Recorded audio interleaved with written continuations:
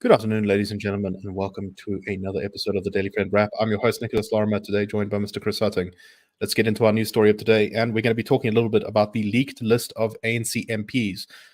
Now, this was leaked. It appears to be by an IEC official who has since been fired. He also apparently leaked on social media the list of the MK party's candidates to parliament. But I think it's interesting and worth talking a little bit about the ANC list. So I don't think this is the full list of who they're going to be sending to parliament. It's missing some of the provincial, the people who will be selected based on how they do in the provinces. But there are still some interesting things we can learn from this list. The first is that it seems as though, in terms of the ANC's internal list-making process, a lot of its younger, more ideological people have done better on the parliamentary list. So what do I mean by that? That means that they're at a higher position. So when you get votes in the election, you then get a percentage of the seats that is the same as the percentage of votes you got in the election. And then that's how that tells you how many seats you get. So you go down your list and you say, okay, first seat goes to this person, second seat goes to this person. So you can get an idea of how well each party or how it prioritizes each of its MPs by looking at these lists. And it seems like a lot of the currently serving ministers have done actually quite badly. For example, Finance Minister Enoch Godongwana is at 62 on the list, while his Deputy Finance Minister David Masondo is at 49. Is at 11th. Naledi Pandor is all the way down at 86. Joe Pahla is not, who's the current health minister, is not on the list.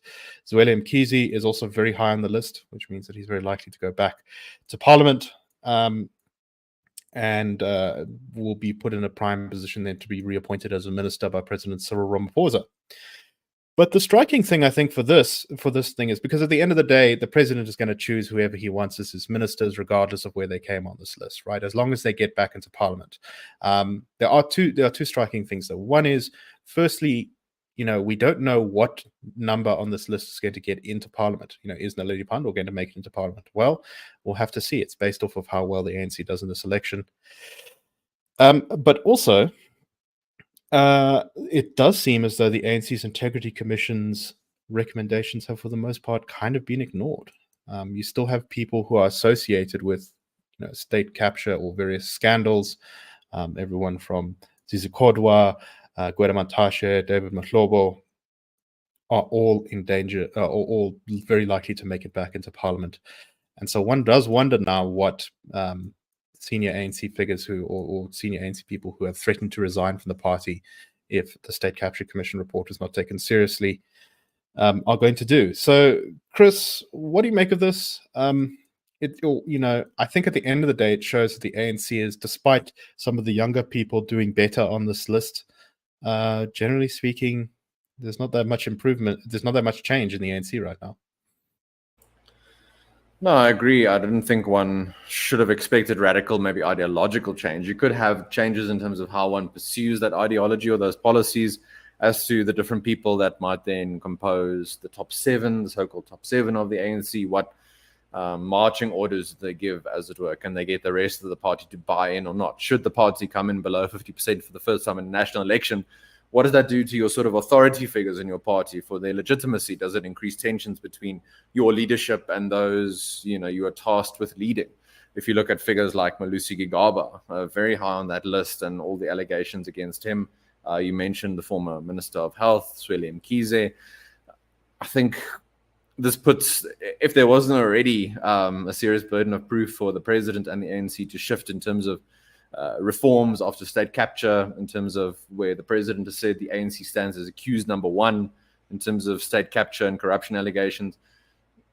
If that burden of proof hadn't been shifted before, I definitely don't think it will be now. The Secretary General, Fikile Mbalula, at a press briefing earlier this week, or was it over the weekend, said to the effect of, some individuals were asked to step aside and they have refused to do so because they believe the procedures and the processes should, be unfolded and be respected. So there's always that fallback of, no, we want to dot all the I's and cross all the T's. That's why we're not just willy-nilly, we're not running a dictatorship here. Let's give people time. Let's let them prove their innocence.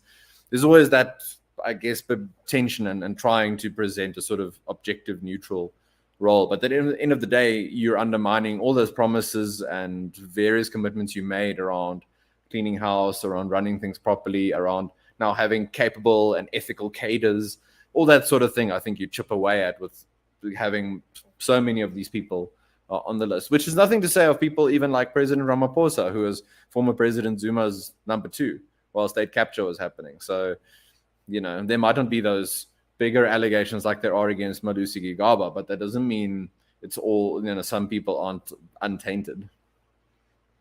And definitely, just to be clear there, Malusi Gigaba is very high on the list. He was at position... Oh, no, I've just lost it now.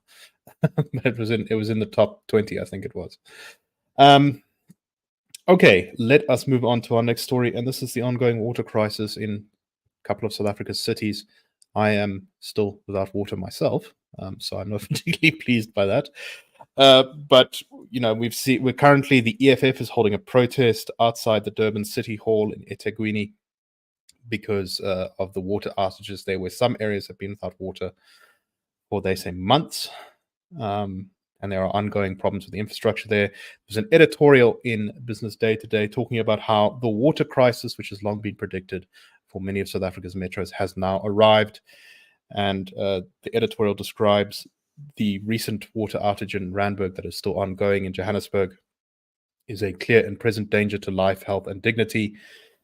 This is obviously a huge blow to the industries in the businesses, the life, pretty much every aspect of civilization, really, in South Africa's important cities of both Durban and Johannesburg.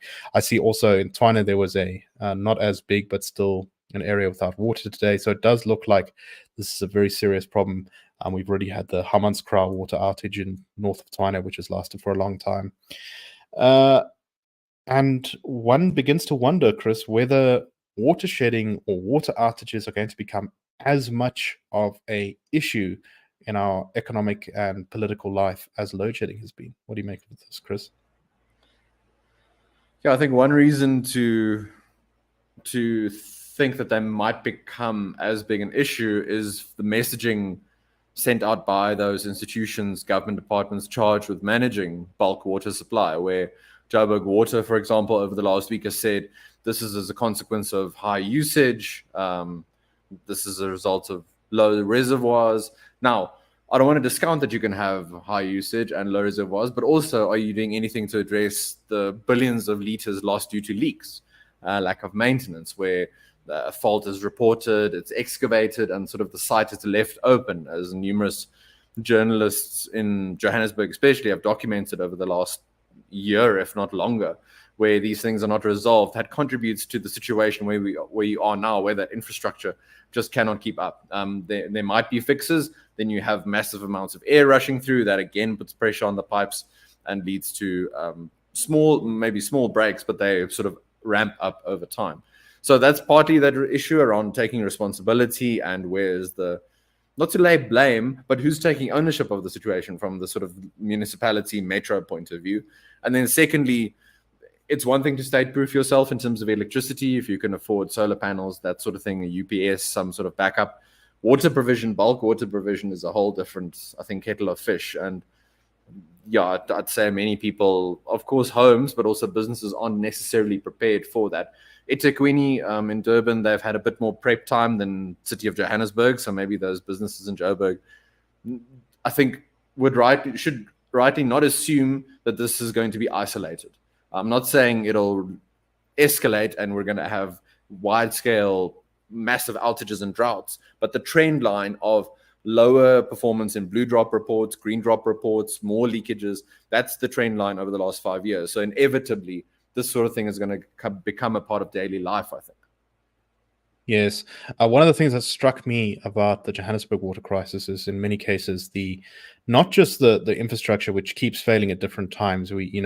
While we've had this big one from the Eikenhof pumping station, which has affected the south and west of Johannesburg, all the way up from Soweto into Randburg and Roodepoort. We've also had much smaller but kind of occasional outages that have affected parts of Sandton, that have affected parts of the east of the city, completely unrelated. So these are different problems. I see that Johannesburg Water and Rand Water are blaming a lightning strike for the original major outage, which of course is always possible. But as has been admitted by City Power and Johannesburg Water themselves, there was no backup power system to the Eikenhof pumping station, which they are now trying to lay, but hadn't planned for. So they're having difficulty trying to get it around already existing infrastructure in that area. In the one of the areas that I live nearby, they're having to run additional pipelines from other reservoirs right now in order to feed into the still empty water reservoirs. These are kind of backup systems and forward planning that should have probably been done a very long time ago, but have just been kind of left until the crisis was already there, and then everyone has to scramble. And that to me is a very key sign of mismanagement. When there just doesn't, when every decision seems to be a moment-to-moment thing, and the city is constantly in a form of crisis mode rather than kind of trying to prevent things from happening before they happen. Okay, let us move on to our last story for today. And Chris, this is about something you wrote about South Africa's pie not being big enough. What do you mean? So this particular article did a bit of a deep dive into the latest budget delivered a few weeks ago now by the Minister of Finance, the current Minister of Finance, Enoch Godongwana. We'll see if he still is after the elections, given also how low he was on the ANC's list, but also depending on election outcomes. Most analysts are going for the line that it could have been a lot worse budget. Things like NHI, basic income grant, in an election year, you would have expected those things to be pushed through maybe for populist reasons. But I think if you look at some of the underlying numbers, like the debt to GDP ratio peaking around 75%, the deficit hovering between 5 and 6%, the massive continued increase in postponing the deadline for the social relief of distress grant almost every 6 months to every 12 months. So the focus on grant provision, not necessarily on economic growth. All of that points to, I think, lots of fiscal pressures coming to bear on not just the current government, but future incoming government. Should we have some sort of opposition coalition government? Should it be an ANC, EFF government? Not that they'll necessarily worry too much about fiscal responsibility, but there are going to be those pressures on them in terms of where the money is spent, because there isn't that much money to go around anymore. You've got a shrinking tax base that is under more and more pressure. Disposable income is lower because of inflation that remains stubbornly high. All these things, I think, point to continued pressures on the government. Could that lead to cutbacks to certain services? I think you're seeing that in some ways, because you aren't getting increases above inflation in some areas. So it's a sort of sleight of hand. Speaking of sleights of hand, one way for the government that they tried to increase taxes was they did not adjust tax brackets and medical tax credits for inflation. So you can trumpet and say we didn't increase taxes. Actually, you did, by not adjusting those brackets. So lots of different interests to try and balance here, to try and maintain some element of fiscal responsibility. All in all, I think a relatively okay budget in its own, but in the context of the trends where it's been going over the last 3 to 5 years, I think very much concerning signs. A bit of a line held on the SOEs. So you've got 47 billion rand for Transnet as a sort of debt relief, equity, credit line kind of thing, not a direct cash injection if you don't want to engage in semantics. Does that mean the line will be held in the future? Should Transnet come back? Should SAA come back for another billion, another cool 5 billion, that sort of thing? I think already that sort of game has been given up. So that's sort of what we tried to do, was just unpacking the budget. What are some of the implications?